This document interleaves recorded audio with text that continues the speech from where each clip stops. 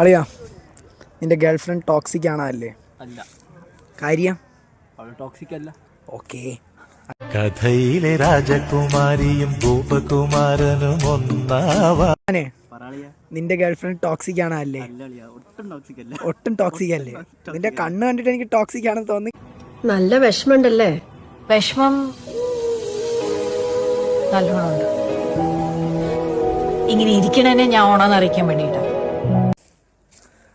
അല്ലെ, നിന്റെ girl friend toxic ആണോ? അല്ലേ? അറിയില്ല. അതെന്താ അറിയാത്ത? ഫ്യൂച്ചർ വൈഫാണ് അളിയാ. ഒരു പരിചയമില്ല, ഇതിനു മുമ്പ് കണ്ടിട്ടില്ല, എനിക്ക് അവളെ അറിയ പോലുമില്ല. But I think I am in love.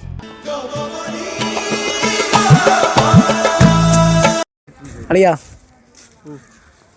നിന്റെ ഗേൾ ഫ്രണ്ട് ടോക്സിക് ആണോ? അല്ലേ?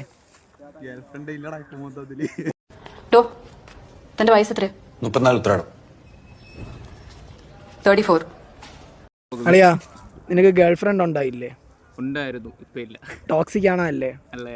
അല്ലായിരുന്നു. ലോകത്തൊരാളെയും ഞാൻ എത്രമാത്രം സ്നേഹിച്ചിട്ടുണ്ട്.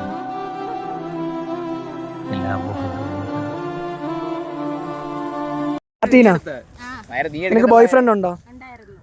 ഇപ്പൊ ഉണ്ടോ? അതെന്ത് പറ്റി? അപ്പോഴത്തെ ദേശത്തിന്റെ രാഷ്ട്രം നിന്നെ ഒരു അടി അടിച്ചു, സമ്മതിച്ചു. അന്ന് എനക്കൊന്ന് ക്ഷമിക്കായിരുന്നു. ഇത്ര ഇഷ്യൂസ് ഉണ്ടാക്കേണ്ട കാര്യമുണ്ടായിരുന്നു.